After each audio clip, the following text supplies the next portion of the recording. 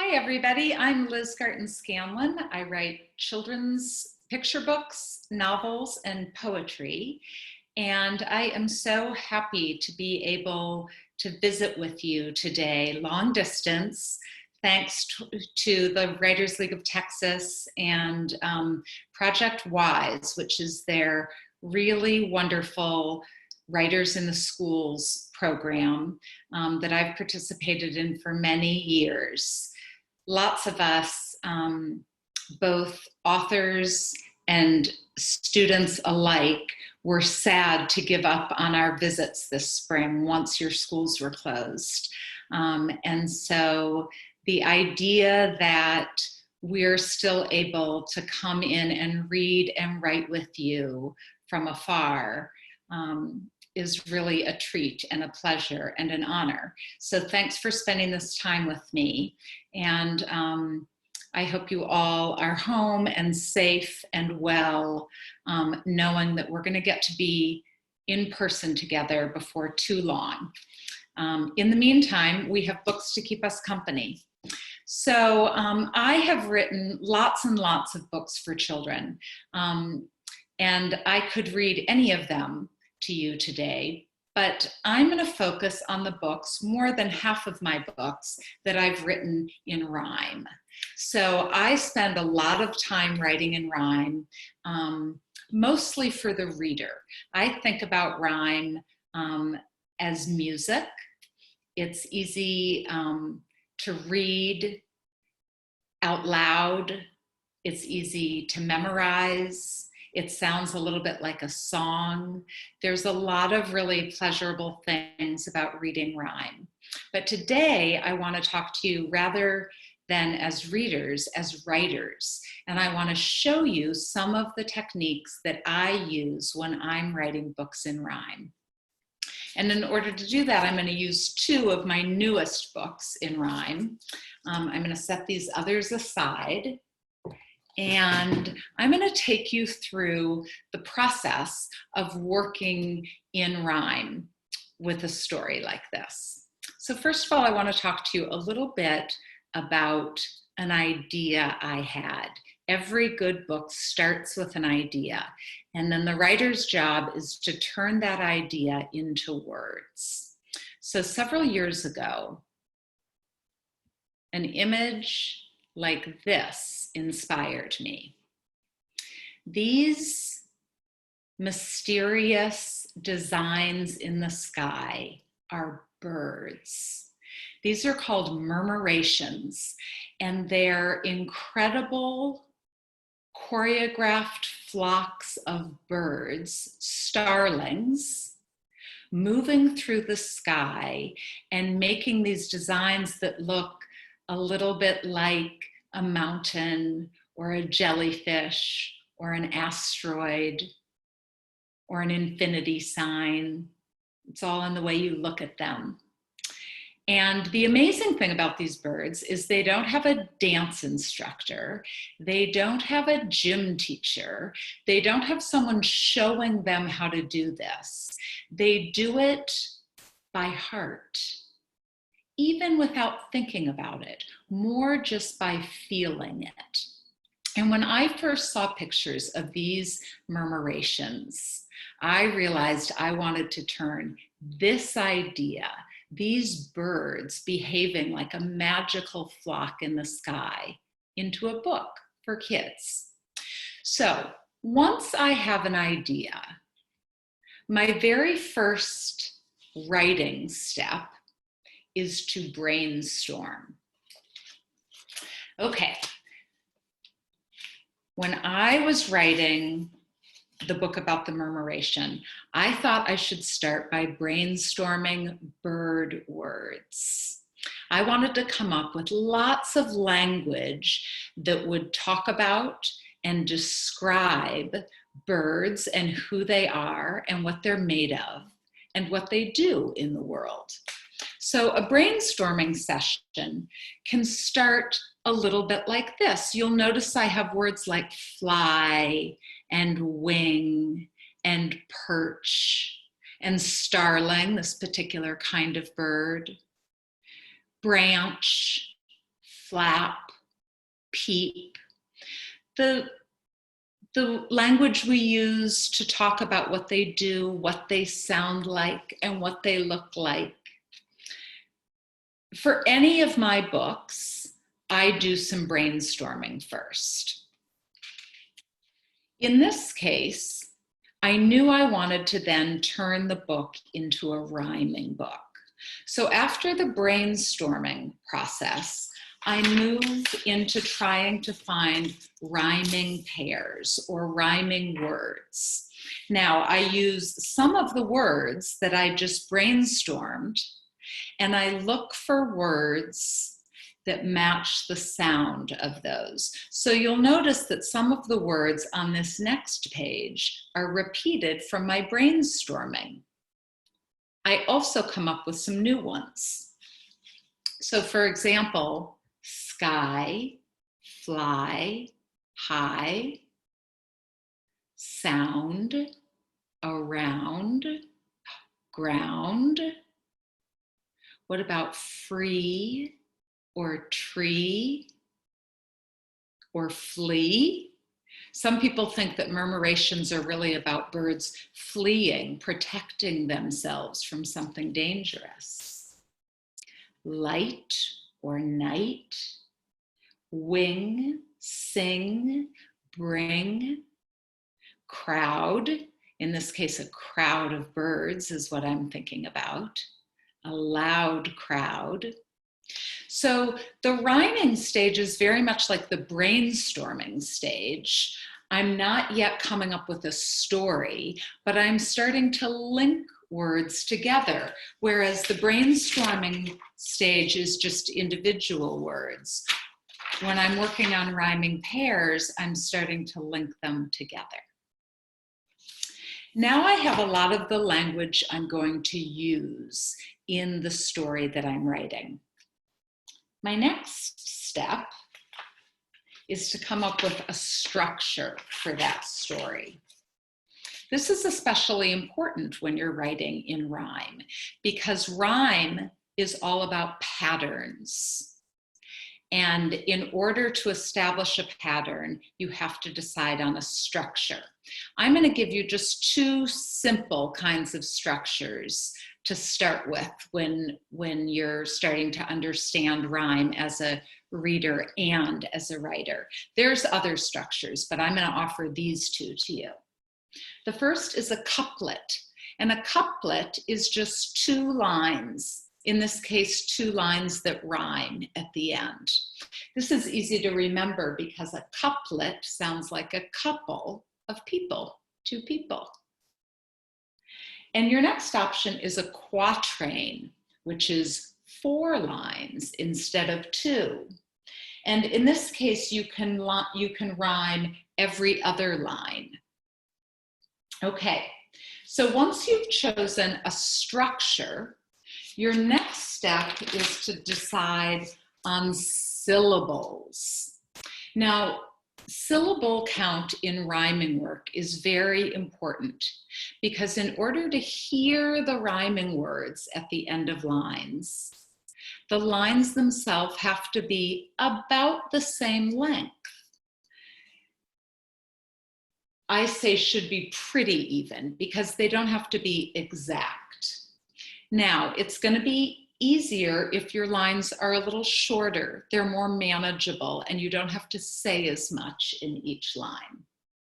And I just want you to know that it's perfectly fine when you're counting syllables to clap them out or count them on your fingers. Even if you've been doing this for many, many years, we usually clap or count.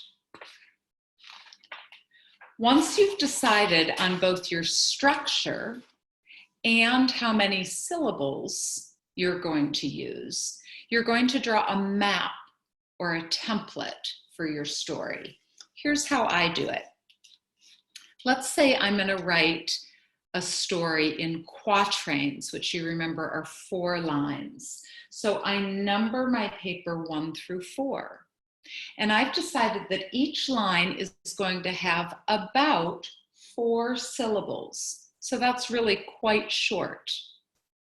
Another option would be maybe I want couplets, 2 lines at a time that rhyme, and I'm going to have them be about 7 syllables. Now, how do you decide on the syllables how long a line should be? Here's one strategy that I use when I'm trying to decide on the syllables. I come up with one line. Maybe it's the first line of a book, or a line that I might fit in the middle of the story. And I count that, and I just decide to build the rest of the story around it. So for example, I may say, a rush, a murmur, out turns in. That's the description of the birds in a murmuration. A rush, a murmur, that's 5 syllables. Out turns in, that's 3. A dot to dot, a corkscrew spin. A dot to dot, 4.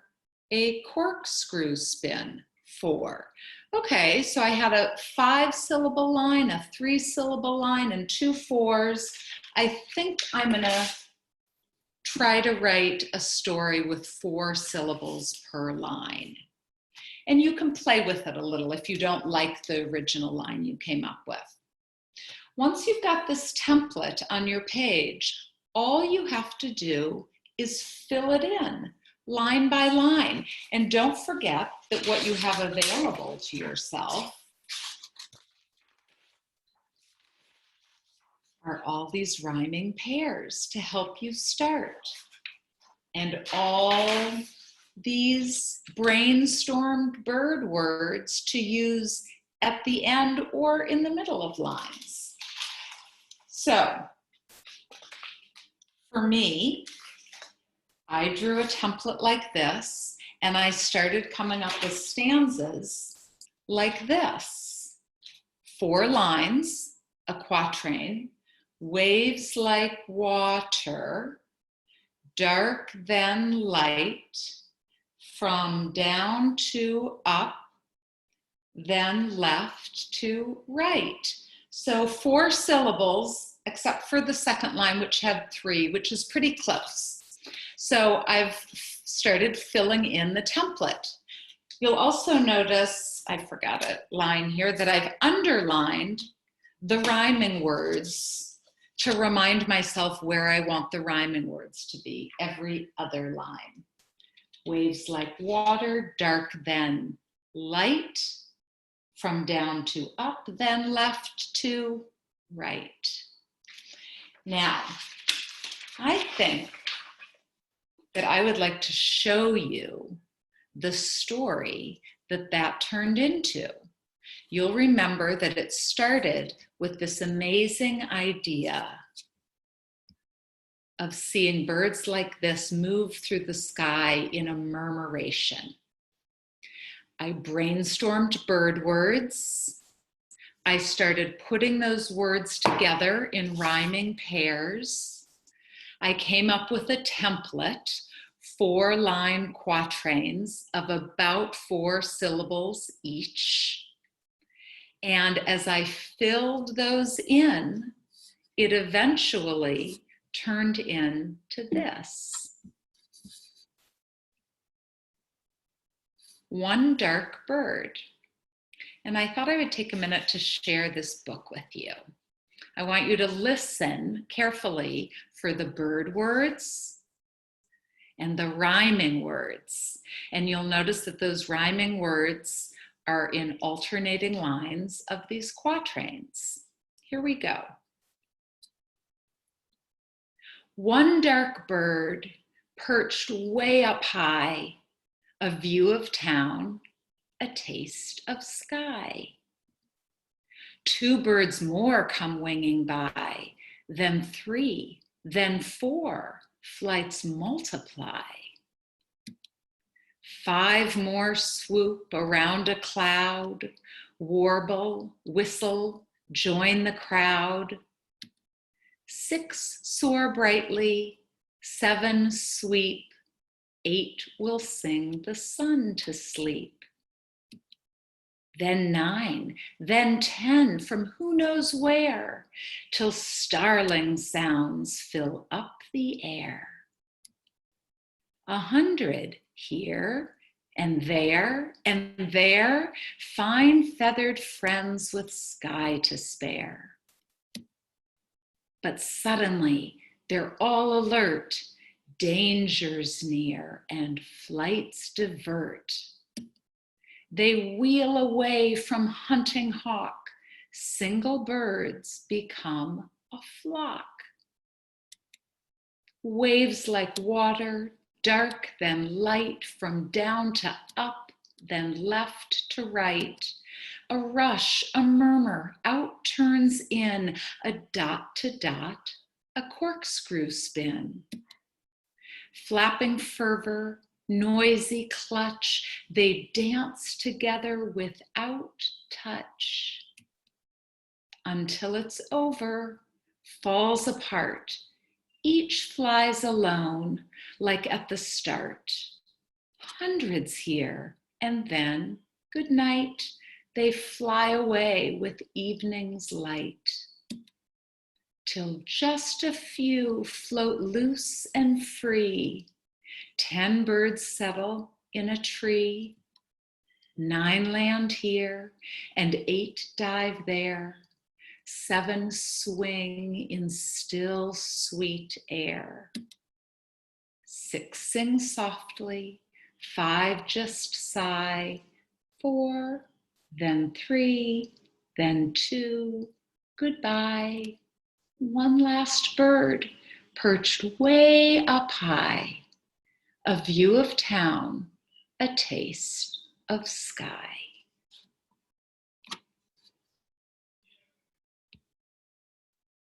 So I hope that in being introduced to One Dark Bird, you were able to hear some of those bird words that I brainstormed at the beginning.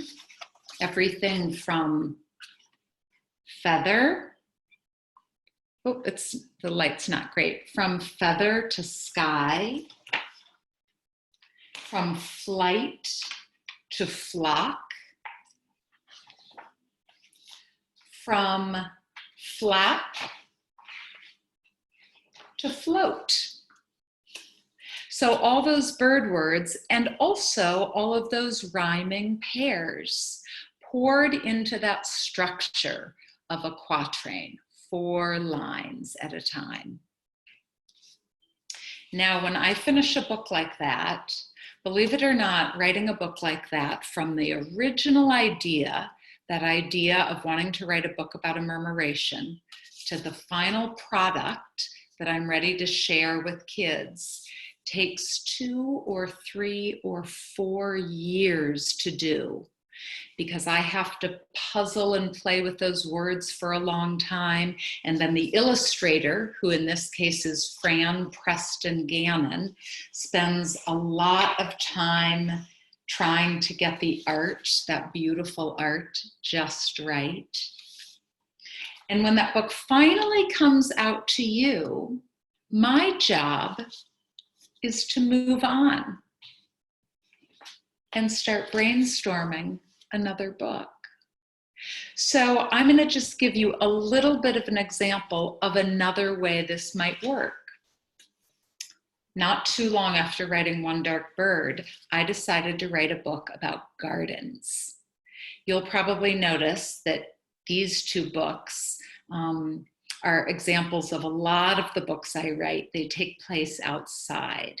I love wild spaces and wild animals. I love the sky and the wind and the water and the trees and the mountains and the valleys and the hills. And so I've written lots and lots of books about those places and creatures and experiences. So I decided that I wanted to write a book about gardens. And in the very same way that my book about murmurations started with brainstorming bird words, in this case, I started brainstorming garden words, words like soil and seed and sprout, words like rain and roots and worms and bees. Now, as I mentioned earlier, the very next step, obviously, was to start to come up with rhyming pairs, and then to develop a structure. Now, you'll remember that One Dark Bird, I decided on quatrains, 4-line sections, but in this case, I decided on a couplet structure, 2 lines that rhyme, 7 syllables each. I'm going to go ahead and share it with you so you can see the difference. And again, I want you to listen for the brainstormed garden words and also the rhyming pairs.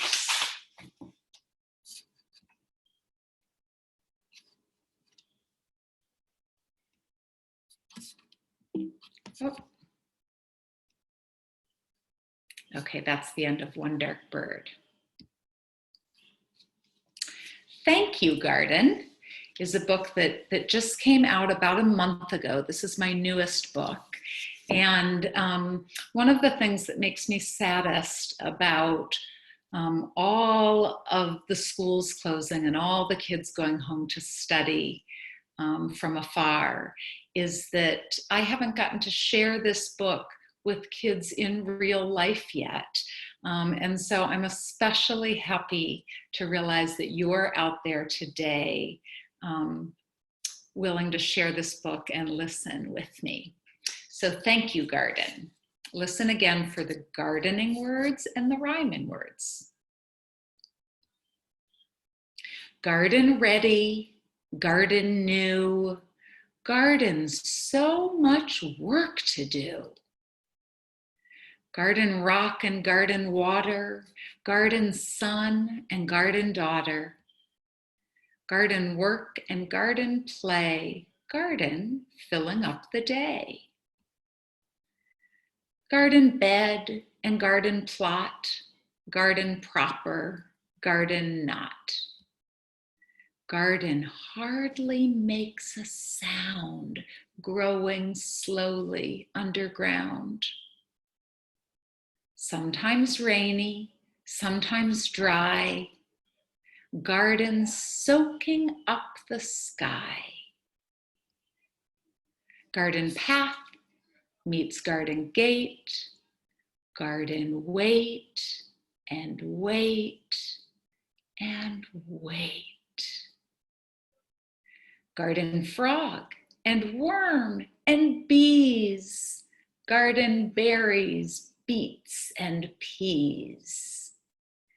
Garden growing like a child, rosy, leggy, fresh and wild. Wild in this muddy mess. Garden, thank you. Garden, yes. And there they are enjoying their fruits and vegetables from all those days of working and waiting. The end. So the thing that I want to say about thank you, Garden, I hope you heard those brainstormed garden words. Words like soil and seeds, and the rhyming pairs like new and do, and play and day, and dry and sky. The thing that I want to say about this book is that planting a garden is a lot like writing a book or writing a poem. You start with one little seed of an idea, and then you work with it, and you play with it, and you weed it and trim it and move things around, and you wait and you think about it, and then you get back to work. And finally, at the end, it turns into something beautiful and delicious and fun to share. So I want you all to be able to experience the pleasure of that kind of work with me. And because of that, I'm going to leave you with a little writing prompt today.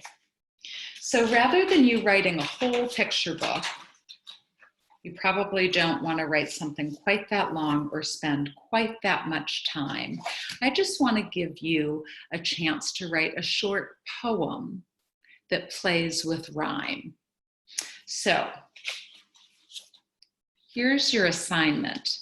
And the most important part that I didn't put on here is this is supposed to be fun. So don't worry too much about this. If you end up including sort of a silly word or coming up with a line that needs to be crossed out later, that doesn't matter. That happens to me every single time I work on something. So have fun with this. It's kind of like a garden. It's a wild, muddy mess. Okay, here's your job. Number 1, pick a topic. So that can be anything. The books I shared with you today were about a murmuration of starlings or a garden, but maybe you want to write about baseball or birthdays or brothers. Maybe you want to write about school if you miss yours, or about family if you love yours. So the first step is to pick a topic. The second step, you'll remember, is to brainstorm words from that topic. So for example, if you decide to write about baseball, you might brainstorm words like diamond and bat and pitcher and uniform. Or if you write about school, you might brainstorm words like teacher and lunch and art class and bus line. So you brainstorm words that go with your topic. Number 3 is you start to find rhyming pairs. Now you can use some of the words from your brainstorm page and come up with other rhyming words too. And here's a hint. When I'm coming up with rhyming pairs, I do it out loud. Rhyming words are easiest to find when you say them out loud, when you listen for how they sound alike. And then you decide on your structure or syllables. So you may choose a 4-line quatrain as a structure or 2-line couplet as a structure. And then you pick your number of syllables. Why not do it the way that I did it? Either 4 syllables in 4 lines, or maybe 7 syllables in couplets.